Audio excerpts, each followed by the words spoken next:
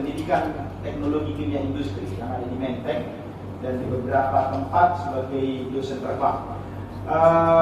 Aktivitas pelayanan saya selain di gereja dan di kampus saya di YPDPA, Yayasan Penginjilan dan kita Sumatera Utara.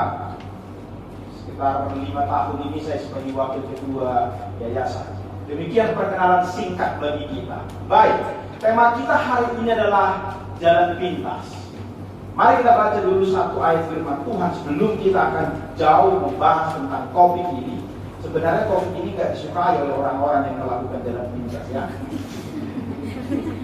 Yakin saya memang. Oh, itu juga temanya gitu ya. Pikiran jalan pintas itu dari jalan pintas ke surga, rupanya bukan. Efesus pasal yang kedua ayat 10. Saya yakin sudah banyak yang hafal ini. Efesus 2 ayat 10. Mari kita baca bersama-sama. Efesus 2 ayat yang ke-10. 2 ya.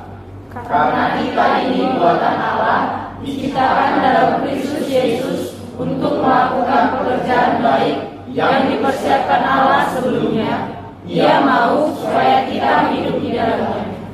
Karena kita ini buatan Allah. Kalau disebut buatan berarti kita miliknya Tuhan. Karena kita miliknya Tuhan, maka Tuhan menginginkan kita hidup seturut dengan kehendaknya.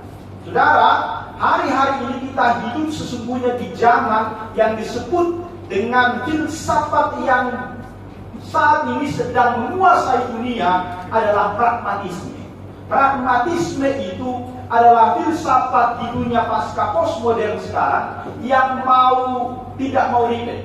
Pokoknya segala sesuatu itu mudah dan tidak ada kebenaran yang mutlak.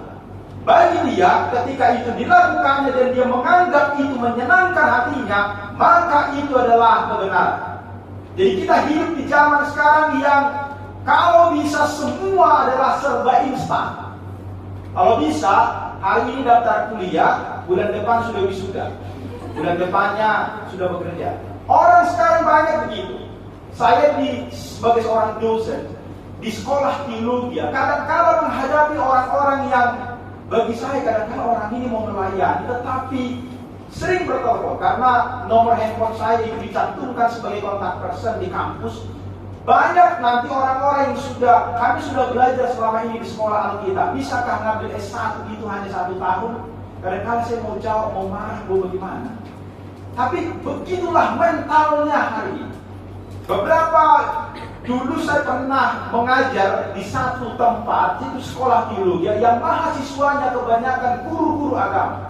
Anda tahu, ketika kuliah hanya 20 orang, tapi waktu wisuda bisa lebih 100 orang. Dari mana? Saya bilang, kapan itu ikut di kelas saya? Tidak pernah. Tapi kenapa bisa? Itu guru agama. Waktu memuji, ini yang menjengkelkan saya. Saya pernah lempar itu skripsi orang. Mungkin dibilang saya dosen ilmiah apa-apa. Kenapa? Begitu saya balik di belakang, itu kan kalau ada meme, kalau dia kan ada uang ditaruh. Itu kenyataan sebenarnya. Saya pernah menemukan itu uang 100.000 di belakang. Saya marah betul. Tapi 2 teman saya yang menguji itu PNS 2, uangnya sudah di kantong. Tapi saya emosi di situ, saya bilang, Anda gagal. Tidak usah ujian. Karena kasus itu begitu banyak. Saudara, jalan pintas itu banyak dilakukan oleh orang. Kalau jalan lagi macet, cari jalan pintas nggak apa-apa. Tapi kalau kuliah yang macet, tidak boleh jalan pintas. Amin. Nggak mau jawab. Berat ya. Saudara, Yesus kepada murid-muridnya sangat jelas mengatakan tak ada jalan pintas di dalam mengikutinya. Yesus katakan, barang siapa mau mengikut aku, dia harus menyangkal dirinya dan memikul salibnya setiap hari. Artinya apa? Orang-orang yang mengikut Kristus, tadi Paulus mengatakan kita ini buatan Allah. Kalau kita buatan Allah, berarti hidup kita harus sama seperti Kristus hidup. Kristus tidak ambil jalan pintas ke salib. Tidak, untuk menyelamatkan manusia. Dia tahu bahwa dia akan mati, tapi dia tidak mengambil jalan pintas. Kenapa? Karena dia tahu prosesnya memang harus seperti itu. Orang yang kuliah ketika mendaftar sudah ditunjukkan semua mata kuliahnya apa, prosesnya apa, prakteknya apa. Kita sudah tahu. Kalau mau silahkan ikuti. Saya sebagai dosen ketika masuk pertama, saya tunjukkan kontrak pembelajaran kepada mahasiswa. Saya kasih tahu, ini kontrak kita. Terlambat 5 menit, 15 menit di kelas boleh masuk tapi tidak boleh ikut absen. Kalau saya di PTK Industri, mahasiswanya 40 orang sekali masuk. Saya sering bilang, di awal saya kasih tahu, barang siapa satu kali ketahuan titip absen dan siapa yang tanda tangannya absen itu gagal. Dari awal saya sudah kasih tahu, tapi tetap saya langsung saya ambil spidol, coy, tidak boleh ikut kelas saya lagi, tahun depan ulang. Dari awal itu kontrak. Kenapa? Karena memang begitulah proses itu sama penting dengan hasil akhir. Supaya kita jangan main-main di dalam hal. Teman-teman semua, kenapa orang mau mengambil jalan pintas ketika dia mengerjakan studi dan menyelesaikan studi? Sebenarnya hal yang paling utama kenapa orang mengambil jalan pintas, karena dia tidak tahu apa yang menjadi tujuan hidup. Kalau orang mengerti apa yang menjadi tujuan hidupnya, dia tidak akan bermain-main di dalam hidup. Dalam semua hal, bukan hanya di dalam studi saja. Kalau saya bertanya kepada kalian, kenapa kalian kuliah di tempat ini? Karena tak lulus-lulus. Bukan itu jawabannya ya. Harusnya jangan itu. Tapi kenapa kalian kuliah di tempat ini? Tujuan mau ngapain? Saya pengen jadi guru atau saya pengen jadi bekerja di BUMN atau apa? Apakah hanya sebatas itu tujuan hidup? Hanya itukah? Kalau hanya itu tujuanmu, pasti kau nyontek ketika ujian. Yakin? Tapi kalau kau tahu bahwa kau adalah milik Tuhan, buatan Allah, kau tidak akan bermain-main di dalam studi. Kau akan serius mengerjakan. Bahwa tujuan hidupmu adalah bagaimana Tuhan dipuaskan, Tuhan disenangkan. Bukan hanya sekedar menyenangkan orang tua, bukan hanya sekedar memuaskan dirimu, bukan hanya sekedar supaya kau dapat gelar apa gelar dia? Hanya sebatas itukah tujuan hidup orang? Kalau hanya itu, banyak di luar sana pun nggak sarjana pun kadang-kadang lebih banyak duitnya, ya kan? Betul kan? Kalau hanya uang yang menjadi tujuan kita, kekayaan. Kalau like yang kaya jadi Facebook itu dapat uang, tapi jualannya jangan like aja. Itu bisa dapat uang banyak. Kalau hanya bahkan lebih kaya kadang-kadang dari orang yang bekerja. Banyak orang sekarang tinggalkan pekerjaannya jualan online dia, karena itu lebih menjanjikan. Tapi kalau kau mengerti tujuan hidupmu bukan hanya uang, kau tidak akan bermain-main di dalam hidup. Maka kau harus mengerti itu. Matius pasal 6 ayat 33 mengatakan, carilah dahulu kerajaan Allah dan kebenarannya, maka semuanya itu akan ditambahkan kepadamu. Kalau kita sudah mengerti kerajaan Tuhan itu, maunya Tuhan itu seperti apa, kita pasti akan benar di dalam hidup kita. Jadi, apakah kita boleh menggunakan jalan pintas ketika studi? Jawabannya jelas adalah tidak. Dari awal tadi kita sudah disuguhkan sebenarnya. Jawabannya kita sudah mengerti. Nah, kenapa kita tetap melakukan? Pernah nonton film Doraemon? Apa bikinnya kalau Doraemon? Pernah ya? Siapa tokoh utamanya? Doraemon dan apa yang dilakukan Doraemon kepada Nobita? Nobita ya, bukan Nobita. Apa yang dilakukan? Enggak, hal yang paling utama yang selalu diminta oleh Nobita apa?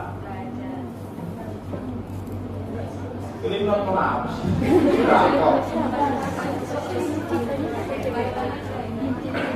Doraemon itu selalu memberikan jalan keluar untuk apapun masalah, termasuk mengerjakan PR, termasuk hal apapun. Akibatnya apa? Nobita tidak pernah dewasa. Dia tidak pernah menghargai apapun. Karena semua tersedia, karena Doraemon punya kantong ajaib. Dan tanpa sadar para mahasiswa pun ketika bermasalah dalam studi, mana balik-balik? Balik-balik saya Doraemon. Kantong ajaib mana? supaya keluar pertolongan dari sana. Sebenarnya kita banyak sekali seperti itu. Pengennya semua kita mendapatkan sesuatu yang instan. Kita tidak sabar di dalam proses itu. Saya S1 saya dari teknik mesin, dari ITN, kampus yang sudah bubar ya. Saya angkatan 96, lulus wisuda tahun 2002. Berapa lama itu? 6 tahun. Kenapa? Saya 1 tahun itu, hampir 2 tahun. Saya sudah 4 tahun saya sudah selesaikan semua mata kuliah. Tinggal satu saja, skripsi. Hanya itu persoalannya. Saya pergi ke USU untuk menyelesaikan skripsi. Karena saya penelitian program, di kampus saya pada waktu itu tidak ada alat-alatnya. Saya pergi ke USU, tidak bisa di sana. Saya pergi ke pabrik, itu ada satu pabrik aluminium untuk mengukur. Karena saya penelitiannya ada baja dan aluminium pada waktu itu yang harus saya teliti pada waktu itu. Dan saya pergi ke balai industri yang di bawah Kementerian Perindustrian dan Perdagangan. Di sana juga ada masalah. Ngapain? Ditawar. Saya pergi di beberapa tempat itu. Akhirnya saya pada waktu itu terakhir penelitiannya saya turunkan jauh supaya bisa selesai. Walaupun tidak nipu-nipu bukan, tapi ekspektasi saya di awal harus saya turunkan. Kenapa? Karena tidak ada alat pada waktu itu. Masalahnya di sini. Jadi bukan karena apa? Saya bisa saja seperti teman yang lain sudah ambil satu judul yang sudah biasa, ambil semuanya, bertanggung jawab dan depan dosen, jadi itu biasa. Itu biasa. Ambil judul yang biasa-biasa, sudah Anda akan lulus. Tapi pada waktu itu saya punya komitmen karena saya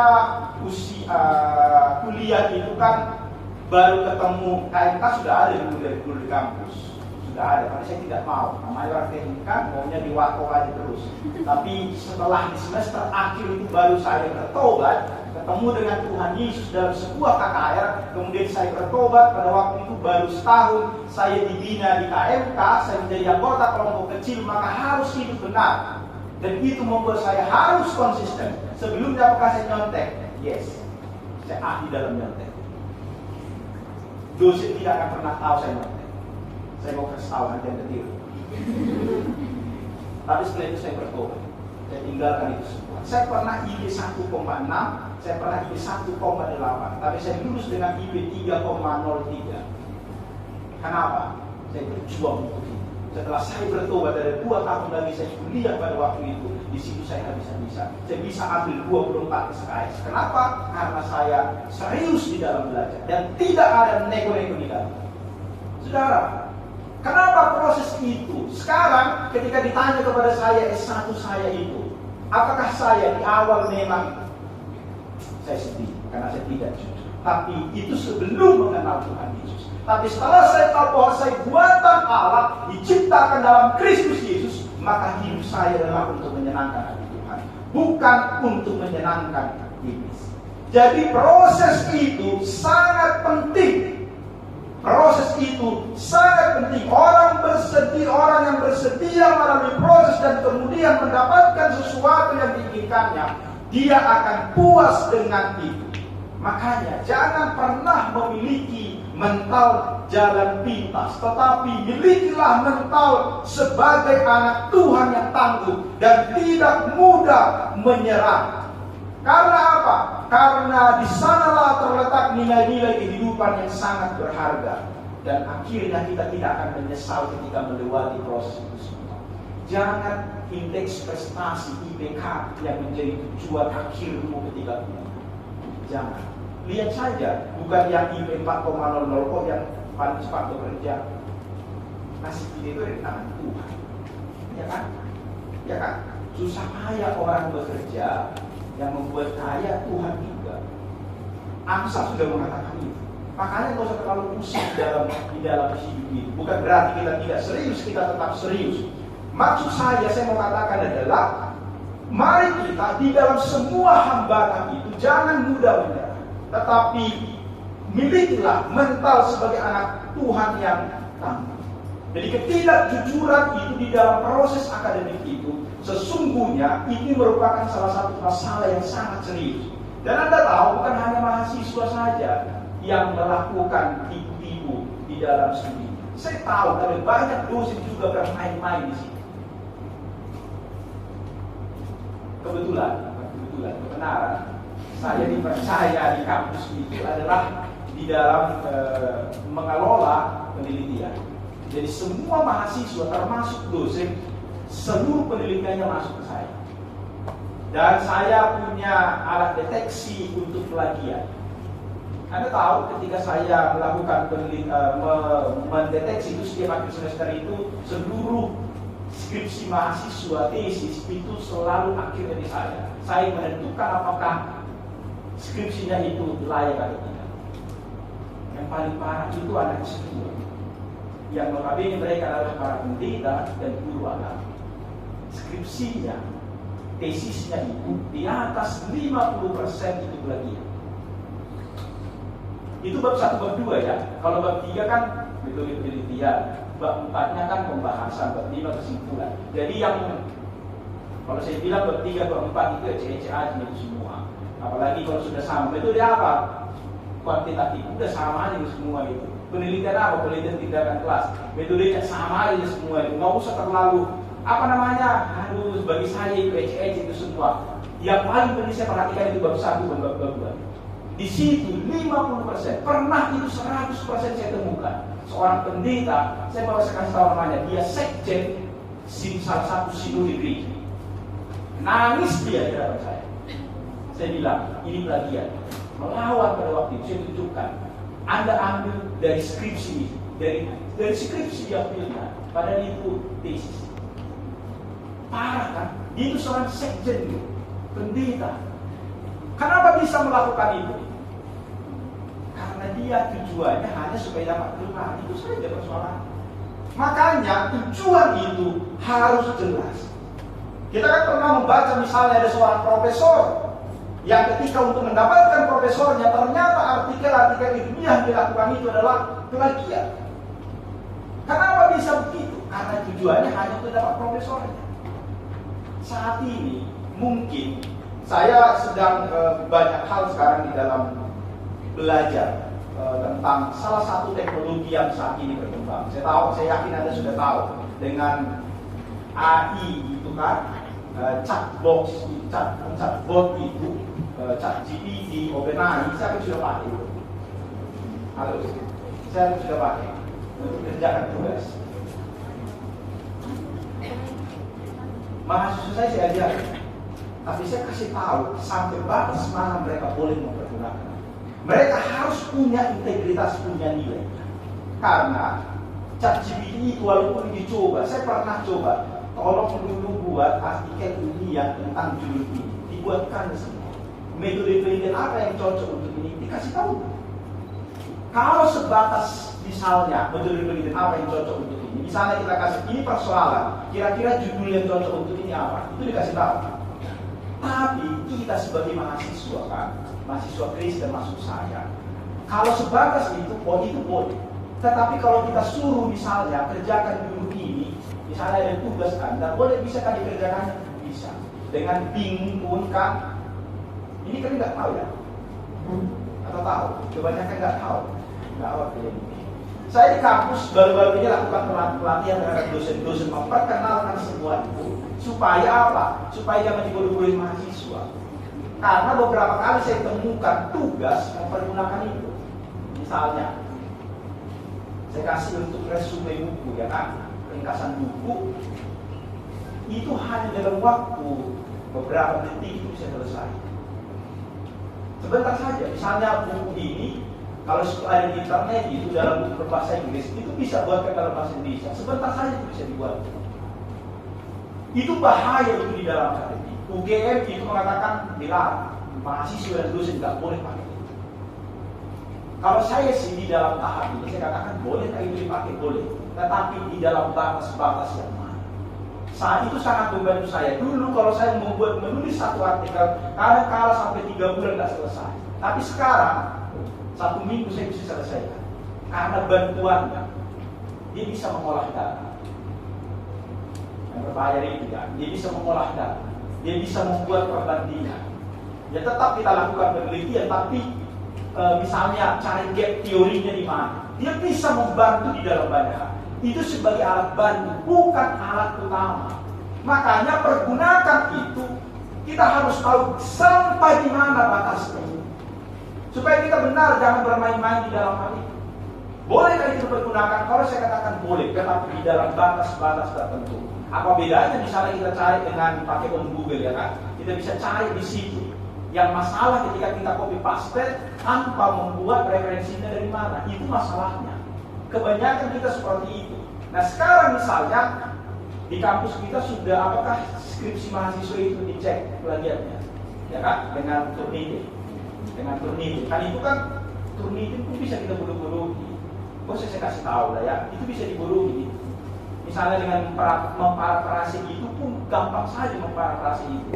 Tinggal cari di internet, ada alat untuk memparafrase. Masukkan datanya, parafrase dulu ini parafrase. Kurang huruf, misalnya dosen bilang, ini kurang banyak isinya. Kasih aja ke ChatGPT, buat dulu ini jadi 100 kata. Udah dibuatnya. Tapi, apakah kita dengan melakukan seperti itu, kita masih berintegritas atau tidak? Itu yang berat. Untuk kemudian kita paham. Kalau nyontek sekarang pakai nggak zamannya lagi sebenarnya ya, orang-orang kolot yang melakukan itu. Plagiat skripsi orang pun kita pakai itu nggak zamannya lagi. Sekarang dengan teknologi yang begitu luar biasa, orang bisa melakukan plagiat yang sebenarnya bukan plagiat karena nggak tahu dari mana itu sumbernya, itu murni. Sebelum terakhir Turnitin itu pada tanggal 1 April kemudian melaunching bahwa AI pun bisa dideteksi. Nggak bisa lagi. Sebelumnya itu mulai bulan Januari itu sampai bulan Maret saya kesulitan untuk mendeteksi apakah itu adalah pekerjaan AI atau bukan. Tapi setelah April akhirnya ketahuan. Punya siapa yang sebelumnya itu memakai jasa AI itu akhirnya ketahuan. Saudara, maka kejujuran di dalam akademik itu sangat-sangat penting untuk kita pertahankan. Jangan sampai di dalam kita menyelesaikan studi kita bermain-main di dalam hal itu dengan mempergunakan segala macam cara untuk selesai. Saya membaca satu penelitian dari Anita G dan Jessica Ariela di Universitas Kristen Tangerang. Dia mengatakan begini, berdasarkan survei awal ketika dia melakukan penelitian secara online kepada 82 orang mahasiswa, dia menemukan sebanyak 14,6% mahasiswa pernah menggunakan hasil karya orang lain tanpa menyertakan sitasi atau referensinya. Dan 86,6% mahasiswa pernah memberikan jawaban tugas kepada temannya. 85% pernah mengerjakan tugas temannya. Dibayar berapa? Ada orang begitu, kerjanya, kok banyak duitnya ini saya pikir. Rupanya di kampus saya begitu. Rupanya dia tugas karena dia pintar, maka semua mahasiswa kasih tugas ke dia. Kerjakan dulu punya ya. Misalnya kalau saya dosennya kan biasanya tugasnya itu banyak. Makanya mahasiswa kadang-kadang nggak suka. Minimal 4 tugas. Bukunya harus dibaca itu ada 3. Tugas presentasi 1, tugas makalah 1. Itu memang berat kalau masuk ke kelas saya. Dan itu biasanya ada yang joki di situ untuk mengerjakan itu. Jadi tugasnya dikerjakan. Presentasi bagus, tapi itu tugas siapa? Saudara, itu adalah hal yang banyak terjadi. Jadi penelitian dari saudari Anita sama Jessica ini sebenarnya menunjukkan gambaran yang terjadi saat ini di dalam dunia akademik. Jadi kita bisa melihat ada ketidakjujuran akademik dan masih sering dilakukan oleh mahasiswa. Suatu ketika saya pernah diminta untuk menerbitkan satu buku oleh seorang pendeta. Buku karena saya punya ada akun untuk mengurus ISBN daripada buku, maka itu diberikan ke saya. Saya dengan senang hati membantu. Ketika sudah mau mengajukan, saya baca sekali lagi skripnya. Kok bagus sekali. Karena saya tahu dia siapa. Kok bagus sekali tulisannya. Iseng-iseng saya cek. Rupanya punya orang dia. Hanya punya orang itu berbahasa Inggris, dia bahasa Indonesia. Artinya diterjemahkan semua. Saya kasih tahu ke dia, Pak, ini plagiat. Enggak, itu kerjaan saya. Iya, kerjaan Anda, tapi translate-nya. Pendeta, apalagi yang bukan kan? Kita menemukan hal-hal seperti itu dan itu mengerikan. Maka sesungguhnya apa yang menjadi definisi daripada integritas studi? Integritas studi adalah sikap jujur, adil, beretika dalam menyelesaikan tugas-tugas akademik. Integritas studi itu pertama, ingat, hormati hak cipta. Itu sangat-sangat penting. Hargai orang yang pertama menulis itu. Karena ini yang sering sekali terjadi sekarang. Misalnya contoh, perseteruan antara Ahmad Dhani dengan siapa? Once, ya kan? Ada orang mengatakan karena si Ahmad Dhani udah miskin. Kalau saya bilang Ahmad Dhani itu benar, karena memang itu punya dia, hak dia, dan itu mengajari kita mempergunakan hak cipta orang lain dengan benar. Walaupun ketika itu masuk ke ranah lagu-lagu rohani berbahaya, nanti siapa yang tampil di gereja bawa pujian di tempat ini pun harus berbayar. Itu jadi bahaya memang kalau sudah seperti itu. Tapi untuk lagu-lagu umum sebaiknya memang itu dilakukan. Kenapa integritas studi itu sangat penting? Karena itu mempengaruhi karakter kita. Karakter kita, reputasi kita dipengaruhi oleh itu. Karena orang yang memperlakukan studi sebagai sesuatu yang suci dan bernilai, itu akan menunjukkan bahwa dia adalah orang yang memiliki karakter yang baik. Karakter. Jadi kita menghargai studi kita dengan benar. Dan itu menunjukkan kita kepada orang lain bahwa kita adalah orang yang jujur dan percaya. Saya mau katakan kepada Anda, kalau di dalam proses studi Anda tidak jujur, nanti ketika masuk dalam dunia kerja, yakinlah Anda pun akan melakukan ketidakjujuran di sana. Yakin akan melakukan tipu-tipu di situ. Dan saya banyak menemukan itu. Saya pernah bekerja 8 tahun sebagai seorang konsultan teknik. Saya pernah tahu mengurus pajak perusahaan. Pajak perusahaan itu umumnya itu ada 3 jenis. Maksud saya laporannya 3. Untuk apa? Untuk mengelabui petugas pajak. Dan saya melihat itu. Saudara, dan kalau kita tidak memiliki integritas, maka kita akan melakukan itu. Ketika dulu saya pernah diminta untuk mengikuti satu tender di BUMN, saya kalah. Kenapa? Karena dari awal sudah diminta memberikan sesuatu. Saya nggak mau. Bos saya marah-marah kepada saya. Memang kalau mau disuruh nggak pernah menang. Ya udah, karena memang untuk apa? Saya bilang saya tidak mau kalau begitu caranya. Ternyata ada juga yang telepon kita, Pak, kalian lagi kerjakan ini. Bisa juga kan? Dari cara-cara yang lain Tuhan akan kirimkan bagi kita. Tetapi banyak orang tidak puas di dalam proses atau di dalam menanti itu. Jadi banyak hal sesungguhnya di dalam hidup kita ini. Kita harus mengerti bahwa integritas adalah bagian daripada karakter Kristus yang harus dijadikan teladan. Jadi ketika kita memiliki integritas di dalam studi, maka kita juga pasti memiliki integritas di dalam hidup kita. Dalam studi itu proses. Dan kemudian ketika kita masuk dalam dunia kerja nanti, kita akan diuji. Apakah selama kita berintegritas di dalam studi itu, kita bisa bawa itu dalam dunia kerja? Ada orang-orang yang sebelumnya juga memiliki integritas yang bagus ketika studi, tapi ketika masuk dunia kerja melempem. Tidak bisa. Dia mengikuti arus dan hanyut.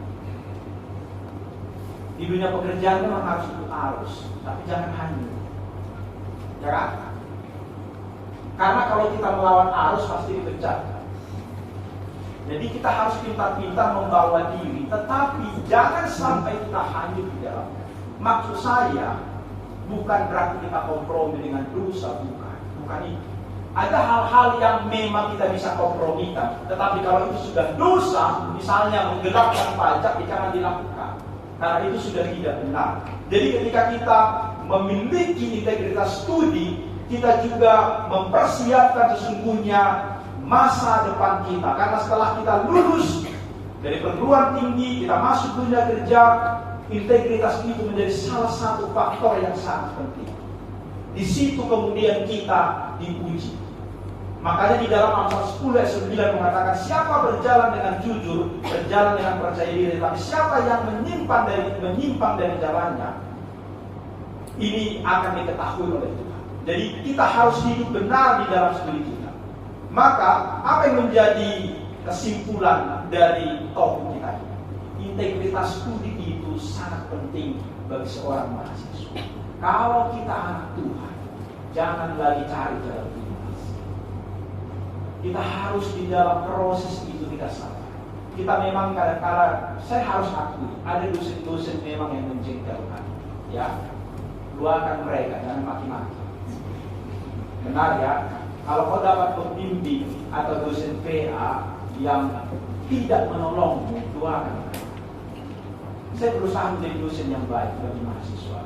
Ketika saya jadi dosen wali, saya sering telepon mahasiswa. Ketika saya dosen pembimbing, ketika bimbingan, saya bimbingan di kantin. Tapi saya kasih minum, saya kasih makan. Mahasiswa tidak boleh bawa makanan ke saya. Tidak boleh, itu pantang bagi saya. Tidak boleh. Kenapa? Karena saya bisa tidak jujur kepada dia. Tapi setelah dia wisuda, dia mau datang membawa apa silahkan.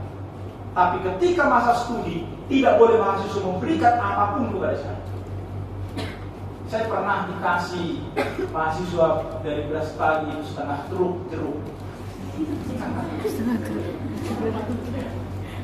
Ya sudah sih bagi-bagi lah semua kepada orang-orang yang akan di kampus itu. Tapi selama studi tidak boleh kasih apapun kepada saya. Itu pantang. Karena itu mempengaruhi saya ketika memberikan penilaian kepada dia. Jadi perlu itu dijaga. Saya sampai hari ini harus menjaga integritas.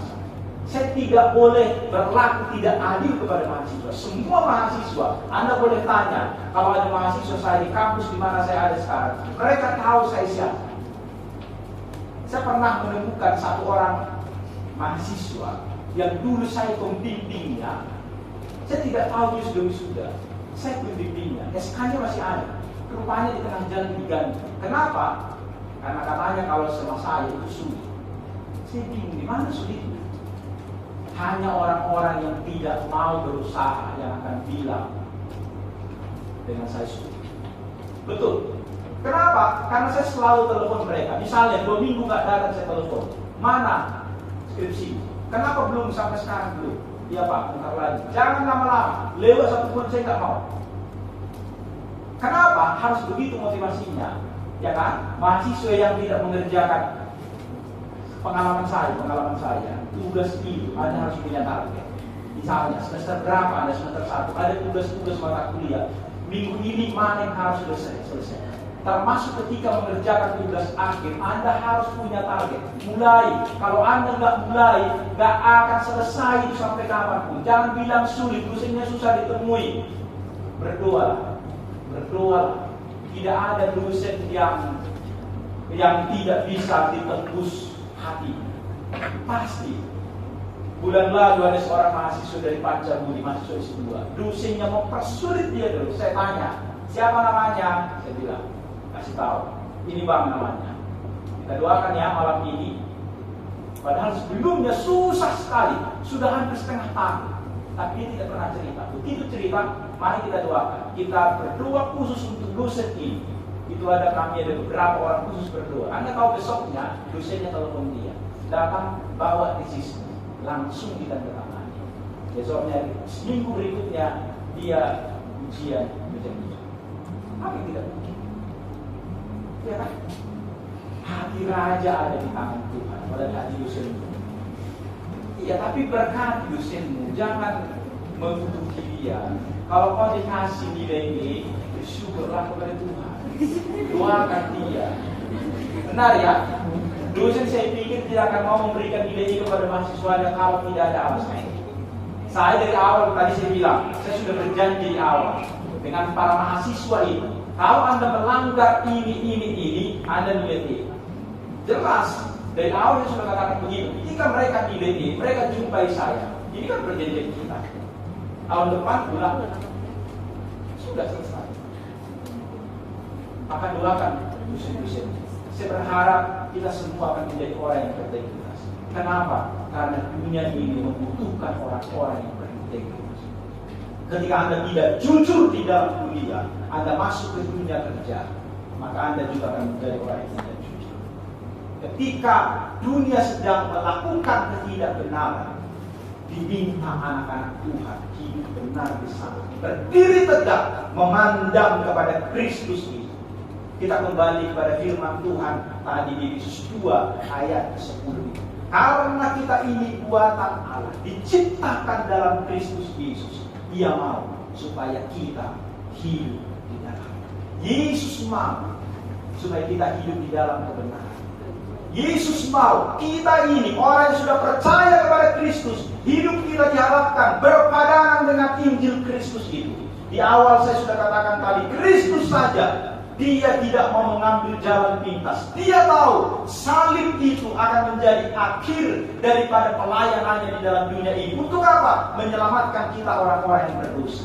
Maka pandanglah Kristus yang melakukan kebenaran itu. Kalau kau berkata aku anak Tuhan, aku anak Kristus, maka engkau harus hidup sama seperti Kristus hidup. Sekalipun di dalam proses itu menyakitkan. Dan saya mau katakan, saat yang seperti itu, yang menyakitkan di dalam proses itu, mengejar dosen, kadang-kadang kita sampai sakit mah dan segala macam. Kita kadang-kadang masuk angin karena begadang dan banyak hal penderitaan. Saya mau katakan, nanti Anda ketika masuk dalam dunia kerja, masa-masa itu akan kau rindukan.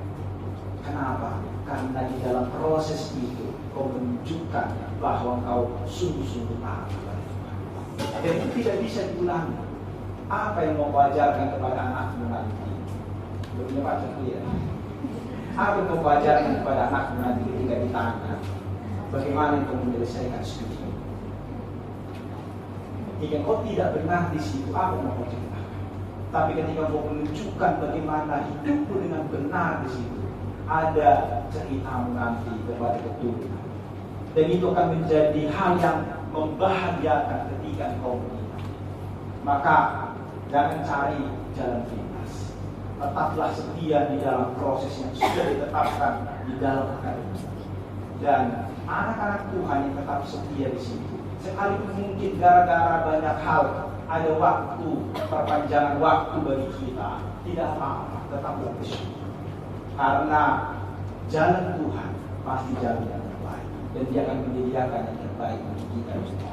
Sekalipun lama, saya dulu lama tamatnya, tapi lihatlah saya sekarang, saya bisa selesaikan kok sampai S3. 2018 saya sudah selesai S3. Semua proses kok bisa dilewati, dan saya bersyukur kepada Tuhan karena semua proses itu saya tidak pernah menyesali apa yang sudah lalu itu, sekalipun itu berat, bahkan saya bersyukur atas itu semua. Amin. Baiklah, kita hidup berintegritas dan jangan mencari jalan pintas, tapi hiduplah jalan Tuhan, karena jalan Tuhan sekalipun itu berat, itu adalah jalan yang menyenangkan bagi kita, dan Tuhan mengizinkan kita hidup di dalamnya. Mari kita berdoa. Bapa di dalam surga, kami bersyukur atas waktu yang Tuhan berikan bagi kami. Kami tahu di dalam proses masa kami studi ada banyak sekali rintangan-rintangan. Kadang-kadang itu bukan datang dari diri kami, tetapi dari luar diri kami. Kami sudah melakukan kebenaran, tetapi ada banyak hal yang mengganggu kami. Kami tahu di dalam semua hal itu Tuhan menginginkan kami melewati semua proses yang menyakitkan, yang menyedihkan, yang membuat kami kadang-kadang harus mengeluarkan air mata. Kadang-kadang kami harus jatuh sakit. Tetapi di dalam semua proses itu Tuhan tersenyum melihat kami. Tuhan senang melihat kami, karena kami lakukan itu sebagai bukti ketaatan kami kepada Tuhan. Tuhan, ini kami semua. Jika ada di antara kami yang hari ini studinya terganggu, bahkan mungkin sedang di dalam proses penyelesaian, tapi sulit oleh karena banyak hal, Tuhan melihat itu. Arahkanlah mata kami untuk terus melihat Engkau, berpengharapan kepada Engkau. Adakah di antara kami yang mungkin dipersulit oleh dosen? Kami berdoa supaya hati dosen itu juga Tuhan ubahkan. Adakah di antara kami mungkin yang selama ini sudah melakukan ketidakbenaran di dalam studi demi menyelesaikan? Ada mungkin kami berbohong di dalam data-data yang kami buat di dalam penelitian. Tuhan ampuni kami untuk semua itu. Adakah di antara kami yang mungkin selama ini menyontek ketika ujian, bahkan tidak jujur di dalam mengerjakan tugas-tugas? Tuhan ampuni kami di dalam semua itu. Tuhan, ini kami mau hidup benar di hadapan Tuhan, karena Tuhan merindukan itu dari kami. Tuhan, tolonglah kami untuk hidup benar, untuk hidup jujur di dalam selama kami proses perkuliahan. Karena kami tahu upah dari Tuhan menantikan kami. Tuhan, lihatlah kami semua. Tuhan, tolonglah kami, sehingga di dalam proses kami menyelesaikan studi, kami tetap bersuka cita. Sekalipun jalan yang kami lalui itu berliku-liku, kami tidak mau mengambil jalan pintas. Sekalipun mungkin jalan pintas itu kami bisa cepat sampai kepada penyelesaian studi, tetapi Tuhan tidak menginginkan itu. Tuhan mau di dalam proses yang panjang, proses yang berliku-liku, Tuhan inginkan kami sebagai anak-anak Tuhan melewati proses itu, supaya iman kami semakin bertumbuh, kami semakin dewasa di dalam mengikuti Engkau. Segala kemuliaan bagi Tuhan dalam Kristus Yesus. Kami bersyukur dan berdoa kepada-Mu.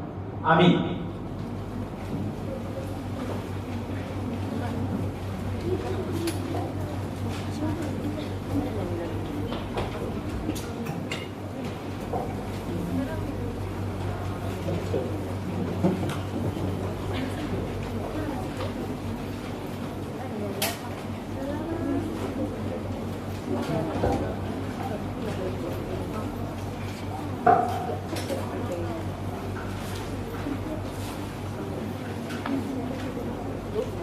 Kita sudah mendengarkan firman Tuhan yang mengajarkan kita tentang integritas studi. Integritas studi sangat penting bagi seorang mahasiswa. Kalau kita anak Tuhan, kita harus melewati proses itu. Integritas bagi